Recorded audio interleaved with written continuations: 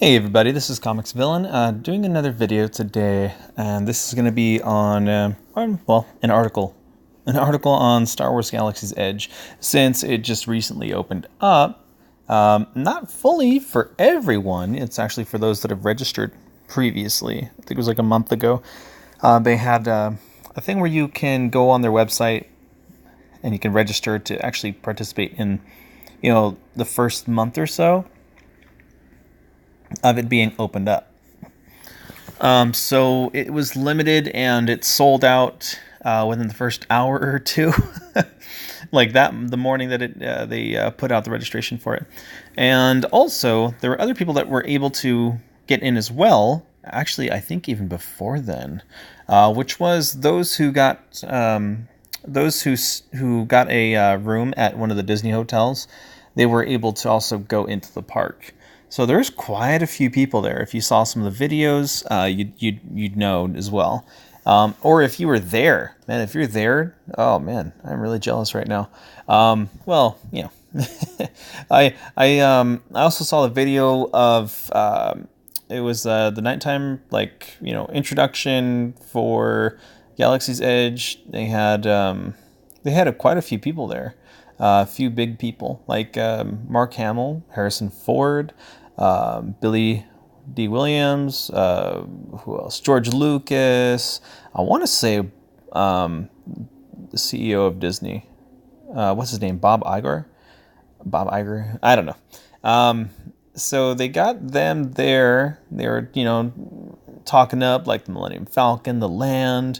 George Lucas talked about Star Wars, and and it was nice to hear talking about the fans, because that's really the most important aspect. But here you can kind of see a shot of the Falcon, the Millennium Falcon, and this is really what you're going to see first if you're going towards the ride. You're going to catch a glimpse of this, and the queue kind of goes around it. So you'll see it from a lot of different angles, which is perfect. That's the most important thing, is getting these different views of it. And also, I saw a video already on it that was showing everybody, what you're going to encounter when you go in the queue. And the queue looks fun. Queue's nice. It definitely has its own vibe to it, and there's a lot of stuff going on, almost like Star Tours, but way bigger, way beefier, and there's actually quite a lot more staff there to help guide you along the way. There's a lot of robotics, cool little areas to go look at, very Star Warsy. Is that a good? I don't know. Is that a good thing to say? I don't know. Star Warsy. A lot of it is like, there's tons of tech all around you. A lot of wires hanging around, boxes maybe filled with tools, or I don't know what else. You will see one of the animatronics there, and it's incredibly lifelike. It's a new character, and it looks pretty cool. So. I know that the ride it's receiving a lot of mixed reviews on it, a lot of mixed takes, because some people love Star Wars. Some people, that do love Star Wars may or may not like these rides, because they're not like old. Well, I shouldn't say it's not like old Star Wars. It technically is, old Star Wars, because it's the Millennium Falcon ride. But in any case, some will like this, some will not, and I would say that some of the reviews for it were saying that it's just very basic. Like there's not enough to really do. I mean, you'll have the fun you'll have. I mean, if you're waiting in a line for this for like hours and hours and hours, maybe not really all that worth it.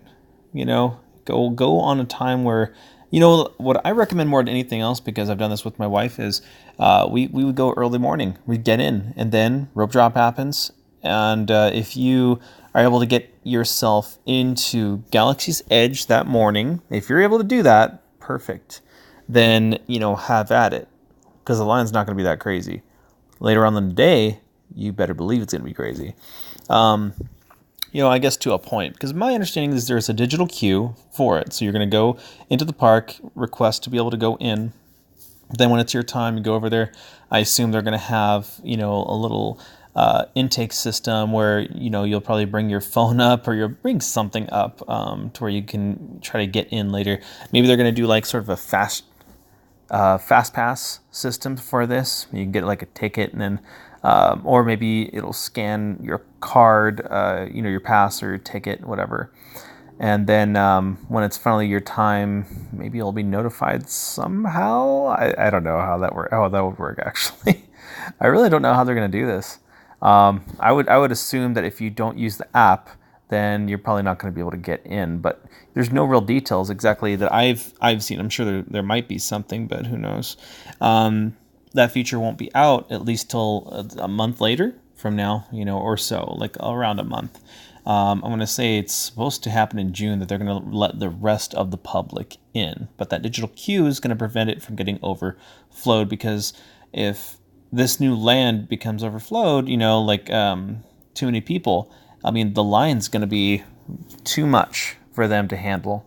So there has to be something like this. But, in my opinion, they should have just created a new land. And if they did that, which it doesn't really need to be near Anaheim.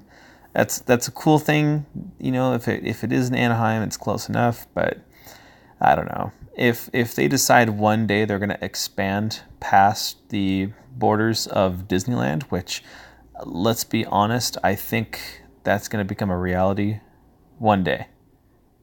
I think they were attempting to do that kind of thing way back when with California Adventure, and it was going to be significantly bigger than it was. And I think Anaheim may have put a stop to it because they didn't want Anaheim to basically, maybe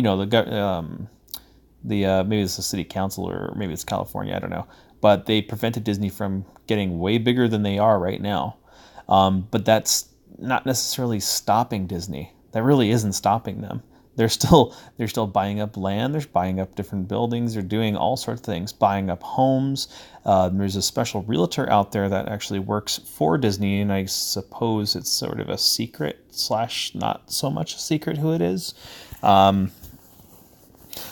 These are just the rumblings that I've heard in the past. So there's quite a bit going on with Disney in terms of, future proofing Disneyland, and that they're going to be able to expand. In my opinion, they're going to be able to expand one day outside of the park lines, the actual limit of where they can go to, like the streets and everything.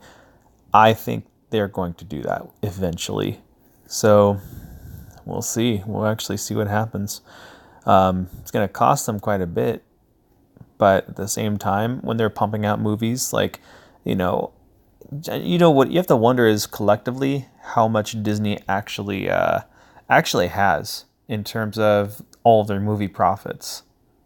I mean, if you start thinking about that, and then you start thinking about all the land that they own outside of Disneyland, like, I really mean all the land that they own, and the land that actually gets them any revenue. You can look at Walt Disney World, and that's ridiculous right there. You can look at their cruise line, and like the one that goes to the Bahamas. My understanding is they have like an island or something in Bahamas that you can go to. It's really nice. I've yet to go there, but I'm kind of thinking about doing it eventually. It cost an arm and a leg just for the cruise itself and the stay in the Bahamas. I think it was like 5,000 or 6,000 around there, easy. So me going from Cali to Florida to that and all that stuff, that just sounds crazy. But maybe in the future. And then you can look at,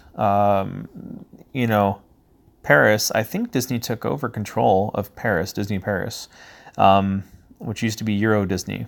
And it had a lot of issues. If you go there, it has a lot of issues because Disneyland's separated in a nice way. Whereas Disneyland Paris, if you go there, you go to the very center, and you're going to see a lot of weird stuff. You're going to see like rides that shouldn't be right next to each other. I think they said there's like Haunted Mansion was like right next to, I want to say it was either Thunder Mountain or Splash Mountain. They were like really awkwardly close to each other. So it almost didn't make any sense. And there's like a car ride there that's like it's bad. So they're redoing quite a bit there, and they're doing a good job. It actually looks really nice. Would I say don't go to Paris? No, well, as long as there's nothing crazy going over there at this time, then sure, head over to that Disney park. In my opinion, I would rather go to Disneyland in Japan. That's Tokyo Disney Sea. That is rated one of the highest, Disney parks in the world. And that's taken into account like every park. Shanghai Disney is cool, but I think it's limited right now because they only have a few things that are of interest to a lot of people. One is the Tron ride, but that'll be coming over to Walt Disney World. And if rumors are correct, then Disneyland's going to get their own Tron ride. That might not be for, maybe another 5 or 10 years, but I believe at D23 we're probably going to hear about that. So in any case, after I just went off tangent for like 10 minutes, let's continue. So this is the lightsaber build room, I believe. You'll build your lightsabers, then at one point the lights turn off, then all of the lightsabers turn on simultaneously, like in sync. So it's kind of cool. You build your lightsaber, but it's incredibly costly. Everything in this new land, is really costly. So they'll have some animatronics that'll be really cool. This is where you can go, and I think you can sort of barter with this shop person for certain wares. A lot of cool merchandise. This is the robot that I was mentioning earlier. His name's Hondo, and he leads you through the story of the Smuggler's Run. Tells you if you do all this right, you'll get him a lot of money and yourself a little bit of money. What else? See, this is pretty cool. What would be really cool is if, you could participate and you can actually sit down and play like a game or something. It's cool to think that this is actually in existence. It really is. And I mean, it took such a long time for them to get to this point. It really did. I always thought this was such a cool concept, light speed and how it looks, how everything's just sort of warp, like space is sort of warping as you're going through it and being pulled back. And I remember checking out online, there was something interesting about, photons, when they actually travel at light speed, what things look like are not what you expect. It changes to a different color spectrum. I shouldn't say color spectrum. I should say the colors that you see are not how they normally are when you are still and moving at normal speeds. When you go near light speed or light speed, things turn more blue in front of you. Behind you, things turn more red.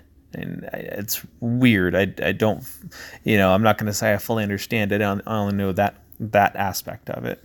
But yeah, I'd like to use stuff like that in future stories of mine, because I do have a few concepts for light speed, things that are light speed. I'll just put it that way. So there's the land again. Showed it in a previous video, and there's going to be a lot to do. It's going to be a lot of shops and a lot of food places to go.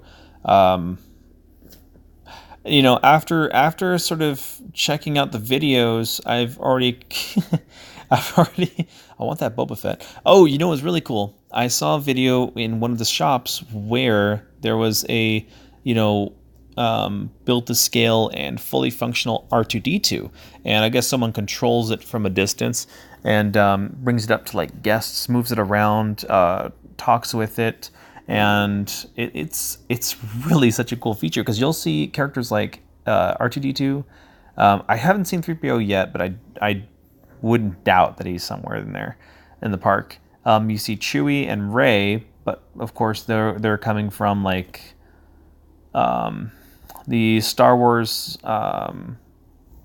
meet and greet area in Tomorrowland, inside that big building that it's like a circular building. If I'm not mistaken, I think that used to turn around, if it doesn't turn anymore. want to say east to turn around. All right, let's see.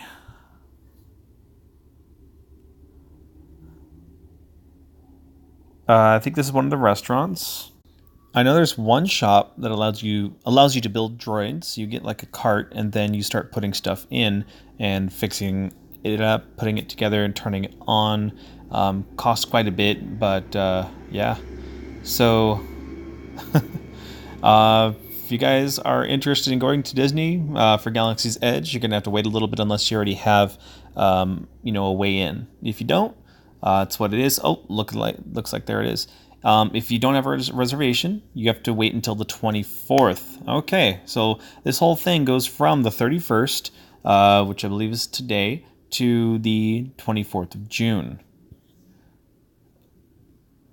And then opens in Walt Disney World on August 29th. I think August 29th, they're going to have both rides available at Disney World. I'm hoping that we'll have the same thing out here, because there is a second ride that we're going to be waiting on. It's going to look pretty cool. Yeah, so guys, tell me what you think, what you're most excited for in the comments. I really love talking about this sort of thing, with Disney and everything. I don't know. I know some people hate Disney. I'm not the biggest fan of what they've been doing to certain series, but I grew up on Disneyland. My family would always go, and now that I'm older, an adult, have a kid of my own, I like bringing my daughter there, and she really loves everything. She actually really likes Star Wars too, which is kind of cool. So tell me what you guys think. What are you excited for? What are you hoping for? If you've already been, tell me what you've seen and done. And yeah, let's get a conversation going. This is pretty cool. I love this. So yeah, in any case, guys, I'll see you on the next video. Please subscribe. Please like, share, and of course, comment and let me know what you think. And I'll see you on the next video. All right, take care. Have a great day.